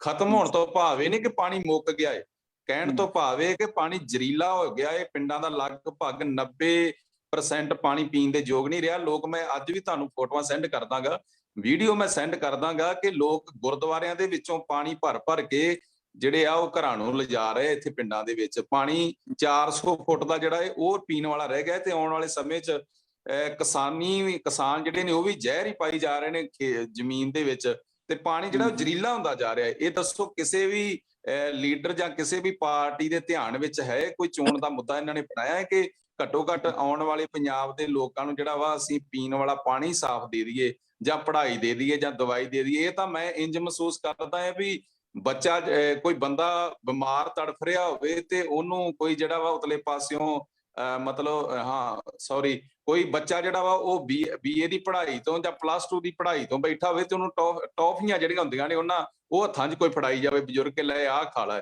ਮਤਲਬ ਏਦਾਂ ਦੀ ਹਾਲਤ ਹੈ ਵੀ ਲੋਕ ਜਿਹੜੇ ਨੇ ਪੜ੍ਹਾਈ, ਦਵਾਈ ਤੇ ਪੀਣ ਵਾਲਾ ਪਾਣੀ ਜਿਹੜਾ ਜ਼ਰੀਲਾ ਹੋ ਗਿਆ ਉਹਦੀ ਮਾਰ ਤੇ ਚੱਲ ਰਹੇ ਨੇ, ਤੇ ਇਹ ਕਹਿ ਰਹੇ ਨੇ ਵੀ 300 ਯੂਨਿਟਾਂ ਜਿਹੜੀਆਂ ਨੇ ਉਹ ਅਸੀਂ ਤੁਹਾਨੂੰ ਮਾਫ ਕਰ ਦਾਂਗੇ। ਹਾਸੋ ਹੀਣੀਆਂ ਗੱਲਾਂ ਕਰ ਰਹੀਆਂ ਇਹ ਸਾਰੀਆਂ ਪਾਰਟੀਆਂ। ਹਾਂਜੀ, ਤੇ ਉਹਦਾ ਕੀ ਹਾਲ ਚਾਲ ਤੁਸੀਂ ਦੇਖਦੇ ਆ ਜੀ? ਭਗਵੰਤ ਮਾਨ ਕੁਛ ਕਰੂਗਾ? ਫਿਰ ਭਗਵੰਤ ਮਾਨ ਦੇ ਕੋਈ ਗੱਲ ਕਰ ਲਈਏ, ਕਿਉਂਕਿ ਉਹ ਵੀ ਬਹੁਤ ਬੋਲਦਾ, ਜਿੱਦਾਂ ਸਿੱਧੂ ਬੋਲਦਾ ਉਦਾਂ ਹੀ ਉਹ ਬੋਲਦਾ। ਉਹਦੇ ਕੋਲ ਕੁਝ ਹੋ ਸਕਦਾ ਆਉਣ ਵਾਲੇ ਟਾਈਮ ਦੇ ਵਿੱਚ? ਕੋਈ ਆਸ ਰੱਖੀ ਜਾ ਸਕਦੀ? ਯਾਨੀ ਧਰਮ ਸਿੰਘ ਜੀ, ਤੁਸੀਂ ਇਹਦੇ ਬਾਰੇ ਕੀ ਕਹੋਗੇ? ਕੋਈ ਆਸ ਕੀਤੀ ਜਾ ਸਕਦੀ? ਕਿਉਂਕਿ ਉਹਨ ਆਪਣੇ ਏਰੀਆ ਦੇ ਵਿੱਚ ਤਾਂ ਲੱਗਦਾ ਵੀ ਉਹਨੇ ਥੋੜਾ ਬਹੁਤਾ ਕੰਮ ਕੀਤਾ, ਪਰ ਉਹ ਵੀ ਰੌਲਾ ਪਾਉਣ ਵਾਲਾ ਸਿੱਧੂ ਵਾਂਗੂ ਜ਼ਿਆਦਾ ਲੱਗਦਾ। ਤੁਸੀਂ ਕੀ ਕਹੋਗੇ? ਦੇਖੋ, ਇਹ ਥੋੜਾ ਕੁ ਜਿਹੜਾ ਠੀਕ ਆ, ਉਹਨੇ ਬਾਕੀਆਂ ਦੇ ਮੁਕਾਬਲੇ ਕੰਮ ਕੀਤੇ ਨੇ, ਪਰ ਜਿੱਥੋਂ ਤੱਕ ਹੈਗੀ ਤਬਦੀਲੀ ਦੀ ਭਾਈ ਆਪਣੇ ਦਿਲਬਾਗ ਸਿੰਘ ਹੋਰਾਂ ਨੇ ਬੜੀ ਸੋਹਣੀ ਗੱਲ ਕਰ ਦਿੱਤੀ ਆ ਕਿ ਉਹ ਟੋਪੀਆਂ ਦੇਣ ਵਾਲੀ ਗੱਲ ਆ ਕਿ ਕਦੇ ਅਕਾਲੀ ਦਲ ਨੇ ਕਿਸੇ ਨੂੰ ਕੋਈ ਲਾਲਚ ਦੇ ਦਿੱਤਾ, ਬਿਜਲੀ ਦੇ ਮੋਟਰਾਂ ਦੇ ਬਿੱਲ ਮਾਫ ਕਰ ਦਿੱਤੇ, ਸ਼ਗਨ ਸਕੀਮ, ਫਿਰ ਦਾਲ ਰੋਟੀ ਤੱਕ ਆ ਗਈ, ਉਹਦੇ 'ਚ ਵਾਧਾ ਕਰ ਦਿੱਤਾ ਇਹਨੇ, ਫਿਰ ਮਸਾਲੇ ਤੇ ਘਿਓ ਵੀ ਮਿਲਿਆ ਕਰੂਗਾ ਤੜਕੇ ਵਾਸਤੇ ਕਹਿੰਦੇ। ਤੇ ਇਹਨੇ ਹੁਣ ਕਰ ਦਿੱਤਾ ਵੀ 300 ਯੂਨਿਟ ਜਿਹੜੀ ਬਿਜਲੀ ਆ ਵੀ ਉਹ ਫ੍ਰੀ ਦਿੱਤੀ ਜਾਊ। ਉਹਦੇ ਨਾਲ ਕੀ ਹੋਊਗਾ? ਗੱਲ ਤੇ ਇਹ ਕਿਸੇ ਨੇ ਨਹੀਂ ਕੀਤੀ ਵੀ ਹਰ ਨਾਗਰਿਕ ਨੂੰ ਮਾਣ ਮਿਲੂਗਾ। ਇਲਾਜ ਦੀ ਗੱਲ ਜਿਵੇਂ ਭਾਈ ਦਿਲਬਾਗ ਸਿੰਘ ਹੋਰਾਂ ਨੇ ਸਾਰੀਆਂ ਗੱਲਾਂ ਤਕਰੀਬਨ ਕਰ ਦਿੱਤੀਆਂ ਕਿ ਸਕੂਲਾਂ ਦਾ, ਹਸਪਤਾਲਾਂ ਦਾ, ਉਹਦੇ ਬਾਰੇ ਤੇ ਕਿਸੇ ਨੇ ਕੋਈ ਗੱਲ ਨਹੀਂ ਕੀਤੀ। ਜਿਹੜੀ ਪਾਣੀ ਦੀ ਗੱਲ ਆ ਕਿ ਮੈਨੂੰ ਤੇ ਇਉਂ ਲੱਗਦਾ ਵੀ ਕੇਜਰੀਵਾਲ ਜਿਹੜਾ ਉਹਦੇ ਵਾਸਤੇ ਦਿੱਲੀ ਪਹਿਲੇ ਨੰਬਰ ਤੇ ਰਹਿਣੀ ਆ, ਪੰਜਾਬ ਜਾਂ ਬਾਕੀ ਸਟੇਟਾਂ ਦੂਜੇ ਤੀਜੇ ਨੰਬਰ ਤੇ ਹੋਣਗੀਆਂ। ਤੇ ਉਹ ਦਿੱਲੀ ਨਹੀਂ ਛੱਡ ਸਕਦਾ, ਪੰਜਾਬ ਛੱਡ ਦੂਗਾ ਜਦੋਂ ਲੋੜ ਪਈ। ਤੇ ਇਸ ਕਰਕੇ ਉਹਨੂੰ ਮੌਜ ਇਹ ਲੱਗ ਜਾਊਗੀ ਕਿ ਪੰਜਾਬ ਦਾ ਪਾਣੀ ਤੇ ਅੱਗੇ ਹੀ ਜਾ ਰਿਹਾ ਭਾਖੜੇ ਨਹਿਰ ਦੇ ਵਿੱਚੋਂ ਦਿੱਲੀ ਨੂੰ, ਉਹ ਹੋਰ ਲੈ ਜਾਊਗਾ। ਬਿਜਲੀ ਅੱਗੇ ਜਾ ਰਹੀ ਆ, ਹੋਰ ਲੈ ਲੂਗਾ, ਉਹਨੂੰ ਉੱਥੇ ਦੀ ਮੌਜ ਲੱਗ ਜਾਊਗੀ। ਇੱਥੇ ਹਾਲਤ ਅੱਗੇ ਨਾਲੋਂ ਵੀ ਗੰਭੀਰ ਹੋ ਜਾਣਗੇ, ਮੈਨੂੰ ਇਉਂ ਲੱਗਦਾ। ਬਿਲਕੁਲ ਉਹਦਾ। ਭਾਈ ਦਿਲਬਾਗ ਸਿੰਘ ਜੀ, ਤੁਸੀਂ ਕੁਝ ਕਹੋਗੇ ਭਗਵੰਤ ਮਾਨ ਬਾਰੇ? ਕੁਝ ਗੱਲਬਾਤ ਕੋਈ ਹੈਗੀ ਉਹ ਤੋਂ ਆਸ ਕਰ ਸਕਦੇ ਕਿ ਨਹੀਂ ਕਰ ਸਕਦੇ, ਕਿ ਉਹ ਵੀ ਇਹਨਾਂ ਦੇ ਵਿੱਚ ਹੀ ਹੈ? ਨਹੀਂ, ਵੇਖੋ ਜੀ, ਜਿਹੜੇ ਪਾਰਟੀ ਦੇ ਜਿਹੜੀ ਹਾਈ ਕਮਾਂਡ ਹੁੰਦੀ ਹੈ ਨਾ, ਜਿਹੜੇ ਪਿਛਲੇ ਡਿਕਟੇਟਰਸ਼ਿਪ ਹੁੰਦੀ ਹੈ, ਉਹਦੇ ਅਧੀਨ ਚੱਲਣਾ ਪੈਂਦਾ ਹੈ।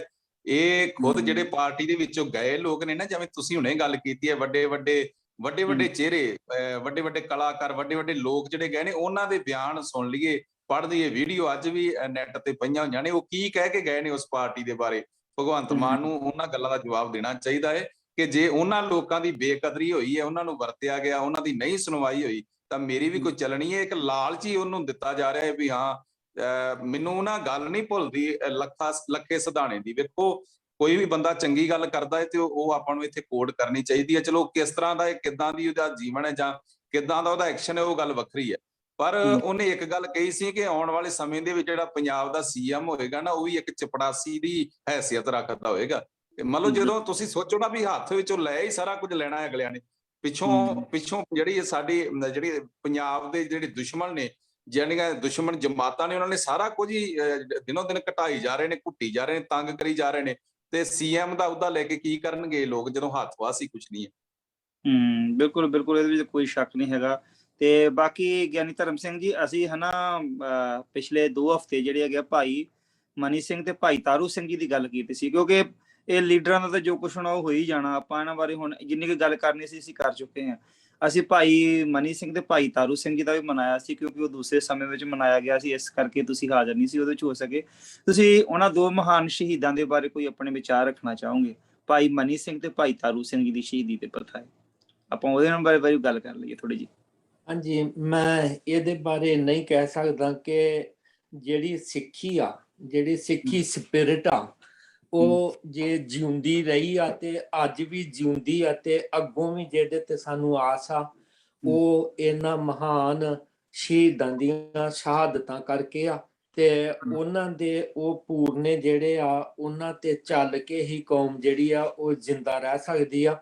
ਕਿਉਂਕਿ ਸਾਡੇ ਵਾਸਤੇ ਸਭ ਤੋਂ ਪਹਿਲੀ ਗੱਲ ਜਿਹੜੀ ਆ ਉਹ ਆ ਸਿੱਖੀ, ਜਿਹਦੇ ਬਾਰੇ ਅਸੀਂ ਅਰਦਾਸ ਕਰਦੇ ਹਾਂ ਕਿ ਇੱਕ ਅਰਦਾਸ ਦੇ ਵਿੱਚ ਕਿੰਨੀ ਵਾਰਾਂ ਉਹਨਾਂ ਸ਼ਹੀਦਾਂ ਨੂੰ ਯਾਦ ਵੀ ਕੀਤਾ ਜਾਂਦਾ, ਤੇ ਕਿੰਨੀ ਵਾਰ ਅਸੀਂ ਸਿੱਖੀ ਕੇਸ ਪਾਸਾਂ ਸੰਗ ਨਿਭਾਉਣ ਵਾਸਤੇ ਅਰਦਾਸ ਕਰਦੇ ਹਾਂ। ਤੇ ਉਹਦੇ ਵਾਸਤੇ ਸਾਡੇ ਵੱਲ ਹੀ ਇਹ ਪੂਰਨੇ ਆ ਕਿ ਸਿੱਖ ਜਿਹੜਾ, ਉਹਦੇ ਵਾਸਤੇ ਸਿੱਖੀ ਜਿਹੜੀ ਆ ਆਪਣੀ ਜਾਨ ਤੋਂ ਵੱਧ ਪਿਆਰੀ ਆ। ਜਾਨ ਤੋਂ ਵੱਧ ਕੀ ਕਿ ਹਜ਼ਾਰਾਂ ਜਾਨਾਂ ਵੀ ਜਿਹੜਾ ਸਿੱਖ ਵਾਰ ਸਕਦਾ। ਪਰ ਇਹਦੇ ਨਾਲ ਅੱਜ ਹਾਲਾਤ ਜਿਹੜੇ ਆ ਉਹ ਸਾਡੇ ਸਾਹਮਣੇ ਆ ਕਿ ਚੰਗੇ ਗੁਰਸਿੱਖ ਪਰਿਵਾਰਾਂ ਦੇ ਬੱਚੇ, ਤੇ ਇੱਥੋਂ ਤੱਕ ਕਿ ਬੜੇ ਦੁੱਖ ਨਾਲ ਮੈਂ ਇਹ ਗੱਲ ਕਹਿ ਰਿਹਾ ਕਿ ਇੱਕ ਬਹੁਤ ਵੱਡਾ ਪ੍ਰਚਾਰਕ ਸੀਗਾ, ਮੈਂ ਨਾਂ ਨਹੀਂ ਲੈਂਦਾ ਕਿਉਂਕਿ ਸਾਡੀ ਨਿੱਜੀ ਕੋਈ ਹੈ ਨਹੀਂ, ਮੈਨੂੰ ਉਹਨਾਂ ਤੋਂ ਬੜਾ ਮੈਂ ਪ੍ਰਭਾਵਿਤ ਸੀ, ਉਹਨਾਂ ਦੇ ਸ਼ਖਸੀਅਤ ਤੋਂ। ਤੇ ਇੱਕ ਵਾਰ ਗੁਰਮਤਿ ਸਮਾਗਮ ਵਾਸਤੇ ਮੈਂ ਉਹਨਾਂ ਦੇ ਘਰ ਗਿਆ, ਉਹਨਾਂ ਕੋਲੋਂ ਟਾਈਮ ਲੈਣ ਵਾਸਤੇ, ਤੇ ਉਹਨਾਂ ਦਾ ਲੜਕਾ ਮਿਲਿਆ ਤੇ ਉਹਨੇ ਦਾੜੀ ਕੱਟੀ ਹੋਈ ਸੀ। ਤੇ ਇਹਦਾ ਫਿਰ ਇਹਦਾ ਕਾਰਨ ਇਹ ਆ ਕਿ ਸਾਨੂੰ ਆਪਣੇ ਪਰਿਵਾਰਾਂ ਦੇ ਵਿੱਚੋਂ, ਆਪਣੇ ਵੱਡੇ ਵਡੇਰਿਆਂ ਤੋਂ ਉਹ ਸਿੱਖੀ ਦਾ ਜਿਹੜਾ ਜਲਵਾ ਜਾਂ ਸਿੱਖੀ ਕਰੈਕਟਰ ਜਾਂ ਸਿੱਖੀ ਜੀਵਨ ਜਿਹੜਾ ਉਹ ਨਹੀਂ ਮਿਲ ਰਿਹਾ। ਤੇ ਦੂਸਰੀ ਗੱਲ ਇਹ ਕਿ ਅਸੀਂ ਉਹਨਾਂ ਸ਼ਹੀਦਾਂ ਨੂੰ ਭੁੱਲ ਚੁੱਕੇ ਹਾਂ। ਤੇ ਜੇ ਇਹਨਾਂ ਦੀ ਗੱਲ ਹੁੰਦੀ ਆ ਤੇ ਸਟੇਜੀ ਤੌਰ ਤੇ ਹੁੰਦੀ ਆ, ਵੱਡੇ ਦੀਵਾਨ ਲੱਗਦੇ ਨੇ, ਕੀਰਤਨ ਦਰਬਾਰ ਹੁੰਦੇ ਨੇ, ਕਥਾ ਹੁੰਦੀ ਆ, ਢਾਡੀ ਆਪਣਾ ਕਰ ਜਾਂਦੇ। ਪਰ ਸਾਰਿਆਂ ਦਾ ਜੇ ਅਸੀਂ ਦੇਖੀਏ ਤੇ ਇਹਦੇ ਵਿੱਚੋਂ ਆਪਣੇ ਆਪਣੇ ਮਤਲਬੀ ਹੱਲ ਕਰਨ ਦੀ ਗੱਲ ਆ। ਵਿਰਲੇ ਵਿਰਲੇ ਹੈਗੇ ਨੇ ਸੁਹਿਰਦ, ਇਹ ਨਹੀਂ ਕਿ ਨਹੀਂ। ਜੇ ਸਿੱਖੀ ਬਚੀ ਆ ਤੇ ਉਹਨਾਂ ਗੁਰਸਿੱਖਾਂ ਦੇ ਉਦਮ ਉਪਰਾਲਿਆਂ ਕਰਕੇ ਹੀ ਬਚੀ ਆ। ਪਰ ਸਭ ਤੋਂ ਵੱਧ ਮੇਰੇ ਖਿਆਲ ਦੇ ਵਿੱਚ ਜਿਹੜਾ ਯੋਗਦਾਨ ਆ, ਉਹ ਜਿਸ ਤਰ੍ਹਾਂ ਸਿੱਖ ਮਿਸ਼ਨਰੀ ਕਾਲਜ ਵਾਲੇ ਪਿੰਡਾਂ ਪਿੰਡਾਂ ਦੇ ਵਿੱਚ ਵੱਖਰੇ ਵੱਖਰੇ ਥਾਵਾਂ ਤੇ ਬੱਚਿਆਂ ਨੂੰ ਕਲਾਸਾਂ ਲਾਉਂਦੇ ਨੇ, ਉਹਦੇ ਨਾਲ ਜਿਹੜਾ ਆ ਇਹੋ ਜਿਹੇ ਉਦਮ ਉਪਰਾਲੇ ਕਰਕੇ ਜ਼ਿਆਦਾ ਫਰਕ ਪੈਂਦਾ ਆ।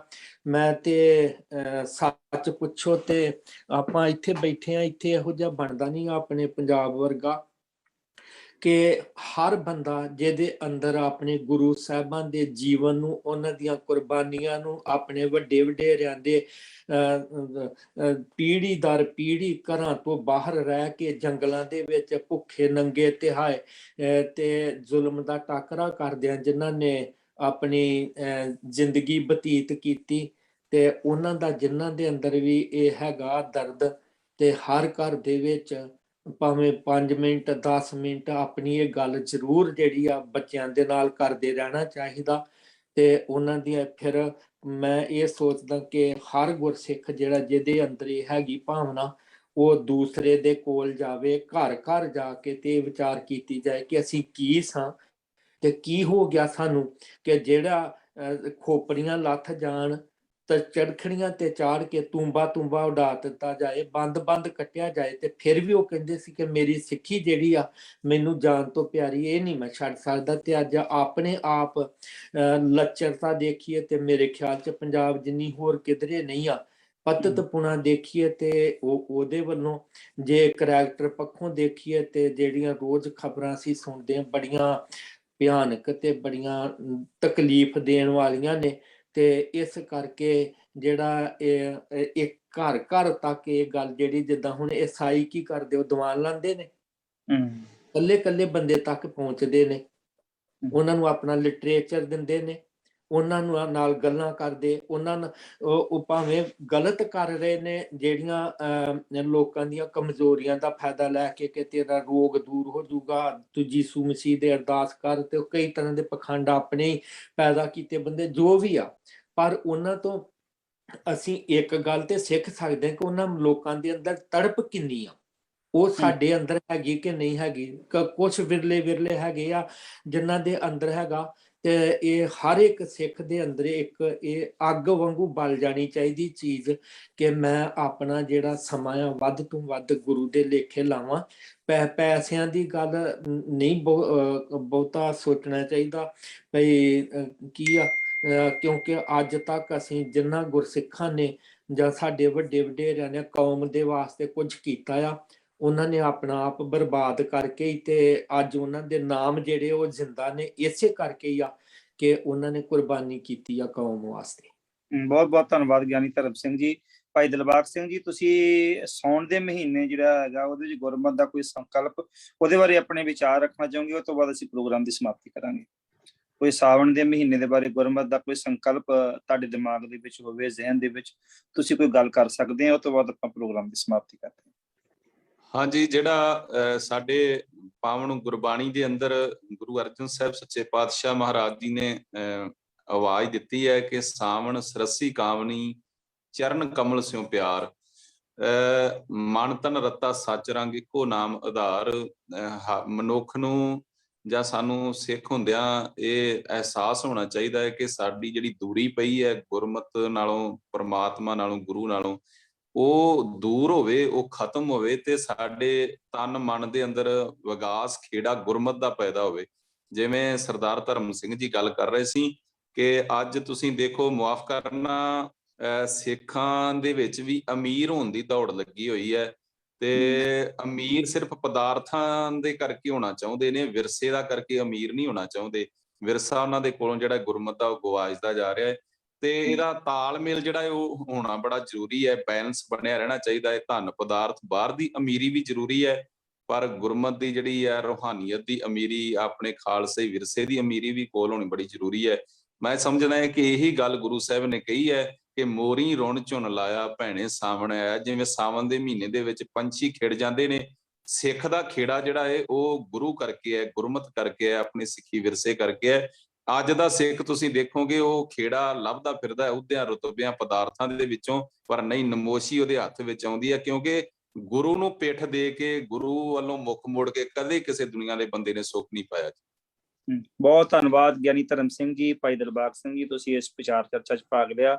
ਅਸੀਂ ਤਕਰੀਬਨ ਅੱਜ ਖੁੱਲਾ ਜਿਹਾ ਖਾੜਾ ਰੱਖਿਆ ਸੀਗਾ ਕਿ ਪਹਿਲਾਂ ਅਸੀਂ ਕਿਸਾਨੀ ਮੋਰਚੇ ਦੀ ਗੱਲ ਕਰ ਲਈ, ਫਿਰ ਪੰਜਾਬ ਦੀ ਰਾਜਨੀਤੀ ਦੀ ਗੱਲ ਕਰਤੀ, ਫਿਰ ਆਪਾਂ ਆਪਣੇ ਸੁਭਾਅ ਦੇ ਮੁਤਾਬਕ ਕੁਛ ਗੁਰਮਤ ਦੀਆਂ ਗੱਲਾਂ ਜਿਹੜੀਆਂ ਹੈਗੀਆਂ, ਸ਼ਹੀਦੀਆਂ ਦੇ ਪ੍ਰਥਾਏ ਤੇ ਸਾਉਣ ਦੇ ਮਹੀਨੇ ਦੇ ਪ੍ਰਥਾਏ ਕੀਤੀਆਂ। ਤੁਹਾਡਾ ਦੋਨਾਂ ਦਾ ਮੈਂ ਬਹੁਤ ਬਹੁਤ ਸ਼ੁਕਰਗੁਜ਼ਾਰ ਹਾਂ ਕਿ ਤੁਸੀਂ ਇਸ ਵਿਚਾਰ ਚਰਚਾ 'ਚ ਭਾਗ ਲਿਆ। ਅਸੀਂ ਅੱਗੇ ਤੋਂ ਵੀ ਆਸ ਕਰਦੇ ਹਾਂ ਕਿ ਤੁਸੀਂ ਸਾਡੇ ਨਾਲ ਇਸ ਤਰ੍ਹਾਂ ਜੁੜੇ ਰਹੋਗੇ। ਇਸ ਜਿਨ੍ਹਾਂ ਨੇ ਪ੍ਰੋਗਰਾਮ ਨੂੰ ਸੁਣਿਆ ਜਾਂ ਸੁਣ ਰਹੇ ਆ, ਉਹਨਾਂ ਸਾਰਿਆਂ ਦਾ ਵੀ ਬਹੁਤ ਬਹੁਤ ਧੰਨਵਾਦ। ਵਾਇਸ ਆਫ ਮਾਨਵਤਾ ਤੇ ਇਸੇ ਤਰ੍ਹਾਂ ਹੀ ਅਸੀਂ ਧਰਮ ਦੀ, ਸੱਚ ਦੀ, ਸੱਚਾਈ ਦੀ ਜਿਹੜੀ ਆਵਾਜ਼ ਆ ਹਮੇਸ਼ਾ ਹੀ ਬੁਲੰਦ ਕਰਦੇ ਰਹਿੰਦੇ ਆ। ਜਿਹੜੇ ਜ਼ਮੀਰ ਦੇ ਤੌਰ ਤੇ ਜਿੰਦਾ ਲੋਕ ਹੈਗੇ, ਉਹਨਾਂ ਦੀ ਅਸੀਂ ਹਮੇਸ਼ਾ ਗੱਲ ਕਰਦੇ ਰਹੇ ਤੇ ਕਰਦੇ ਰਵਾਂਗੇ, ਹੁਣ ਤੱਕ ਕਰਦੇ ਆ ਤੇ ਅੱਗੇ ਤੋਂ ਵੀ ਪਰਮਾਤਮਾ ਸਾਨੂੰ ਇਹ ਬਲ ਬਖਸ਼ੇ, ਸ਼ਕਤੀ ਬਖਸ਼ੇ ਕਿ ਅਸੀਂ ਉਹਨਾਂ ਦੀਆਂ ਗੱਲਾਂ ਕਰੀਏ ਜਿਹੜੇ ਜ਼ਮੀਰ ਦੇ ਤੌਰ ਤੇ ਜਿੰਦਾ ਲੋਕ ਹੈ, ਤੇ ਅਸੀਂ ਉਹਨਾਂ ਦੀਆਂ ਗੱਲਾਂ, ਉਹਨਾਂ ਦੇ ਸੋਹਲੇ ਗਾਈਏ ਤੇ ਉਹ ਸੰਸਾਰ ਵਿੱਚ ਉਹਨਾਂ ਲੋਕਾਂ ਦਾ ਜਿਹੜਾ ਪ੍ਰਚਾਰ ਕਰੀਏ ਜੀ। ਮੈਂ ਇੰਨਾ ਕੁਛ ਕਹਿੰਦਾ ਹੋਇਆ मनदीप सिंह जी, 1 मिनट। ਹਾਂਜੀ ਹਾਂਜੀ मैं हाँ ये सॉरी, मैं माफी चाहता हूँ, थोड़ा इसमें एक बात को थोड़ा ऐड करना चाहता हूँ। इसमें सारे सिस्टम जो भारत के अंदर चल रहा है, किसान आज आंदोलन कर रहे हैं, मतलब केवल किसान ही आंदोलन कर रहे हैं, सारी दुनिया, मतलब भारत में जो है ST SC OBC के लोग है, किसान है, जो इधर क्या नाम है, इधर चले जाओ, मतलब जो आदिवासी लोग हैं वो आंदोलन कर रहे हैं, सारे के सारे पूरे भारत के अंदर ये सिस्टम जो चल रहा है, ये मनुवाद के जो अगर दिलबाग सिंह जी कहते हैं ना भाई, ये पीछे कोई एजेंसी चला रही है सिस्टम को, तो ये मनुवाद जो बैठे हैं ना, RSS बैठे हैं, ये सबसे इनको पता है कि सिख बिना राज के रह नहीं सकते, और सिखों की होंद बिना राज के बच नहीं सकती। ये इस बात में 100% मतलब उन्होंने ये एक भी सिख जिंदा है पूरे प्लेनेट इसकी धरती के ऊपर, तब भी उनको टेंशन नहीं कि सिखों कैसे मारना। तो सिखों की होंद तभी बच पाएगी जब बेगमपुरा खालसा राज या हलेमी राज कायम होगा भारत के अंदर। उसके अनुसार फिर सारे भारत के लोग ही इसमें सुरक्षित हो जाएंगे, क्योंकि मनुवाद को तो पछाड़ के एक तरफ फेंकेंगे। तो सिखों को बिना राज के, ये याद रखना चाहिए बात को, अगर सिखों को इस बात को शायद पता नहीं पता, लेकिन मनुवादियों को अच्छी तरह पता है कि सिख बिना राज के नहीं मानेंगे, और ये राज को मतलब सिखों इस करके मतलब जो है ना टारगेट रख सके, क्योंकि जितनी एजेंसियां पंजाब के अंदर बैठी है, इतनी पूरे भारत के अंदर नहीं बैठे एजेंसी, जितने मतलब ये डेरावाद खोल रखा है या खोल सब एजेंसी के बंदे हैं। तो राज के बिना नहीं चलेगा, तो राज की तरफ बढ़े, और खालसा राज, बेगमपुरा राज ये अपने हाथ में मतलब 2-3 साल के अंदर आ जाएगा। तो इसमें इस तरह मेरा ध्यान देना चाहिए, तो किसान का सब जितनी भी समस्या समाप्त हो जाएंगी। तो जब तक राज हमारे पास नहीं हो तब तक ऐसे हालात रहेंगे। Thank you. हाँ जी, थैंक यू वेरी मच ਗਿਆਨੀ ਆਪਣੇ ਸਰਦਾਰ ਮੇਘਰਾਜ ਸਿੰਘ ਜੀ, ਤੁਸੀਂ ਆਪਣੇ ਵਿਚਾਰ ਰੱਖੇ ਤੇ ਬਹੁਤ ਵਧੀਆ ਲੱਗਿਆ ਵੀ, ਕਿਉਂਕਿ ਇਹ ਪ੍ਰੋਗਰਾਮ ਜਿਹੜਾ ਹੈਗਾ ਆ, ਇਹ ਅਸੀਂ ਇਸ ਤਰੀਕੇ ਦੇ ਨਾਲ ਖੁੱਲੇ ਦਿਲ ਦੇ ਨਾਲ ਜਿਹੜੇ ਹੈਗੇ ਹਮੇਸ਼ਾ ਵਿਚਾਰ ਰੱਖਦੇ ਰਹੀਏ ਤੇ ਆਪਣੀ ਗੱਲ ਜਿਹੜੀ ਹੈਗੀ ਆ ਸਮਾਜ ਦੇ ਜਨਤਾ ਦੇ ਸਾਹਮਣੇ ਰੱਖਦੇ ਰਹੀਏ। ਬਹੁਤ ਬਹੁਤ ਸਾਰਿਆਂ ਦਾ ਧੰਨਵਾਦ ਜੀ। ਵਾਹਿਗੁਰੂ ਜੀ ਕਾ ਖਾਲਸਾ, ਵਾਹਿਗੁਰੂ ਜੀ ਕੀ ਫਤਿਹ।